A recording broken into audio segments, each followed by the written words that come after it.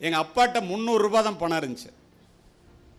500க்கு 451 mark. நான் என்னுடைய உதாரணத்தையே சொல்லுவது எனக்காக அல்ல.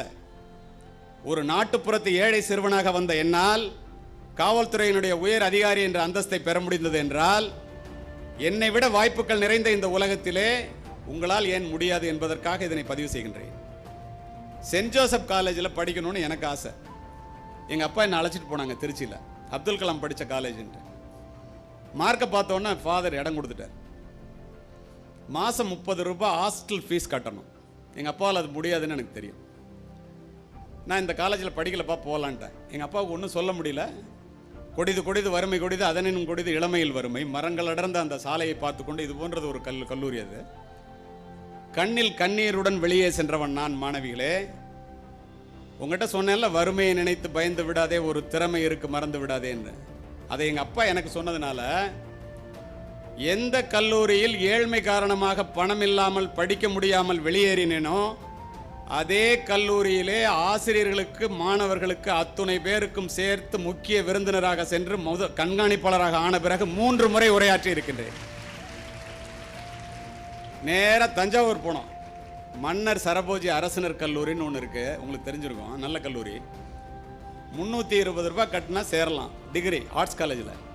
மெடிக்கல் காலேஜ் வாசலில் போய் பஸ்ஸை நிறுத்திட்டான். எங்கள் அப்பா படிக்காதவங்க. மெடிக்கல் காலேஜை பார்த்துட்டு, இந்த காலேஜில் எப்போ படிக்க போகிறேன்னு கேட்டாங்க எங்கள் அப்பா. இல்லைப்பா, இந்த கல்லூரியில் நான் படிக்க முடியாது, இது டாக்டர் ஆகிறதுக்கு 3000 ரூபா வேணும், மார்க் இருக்குன்னு.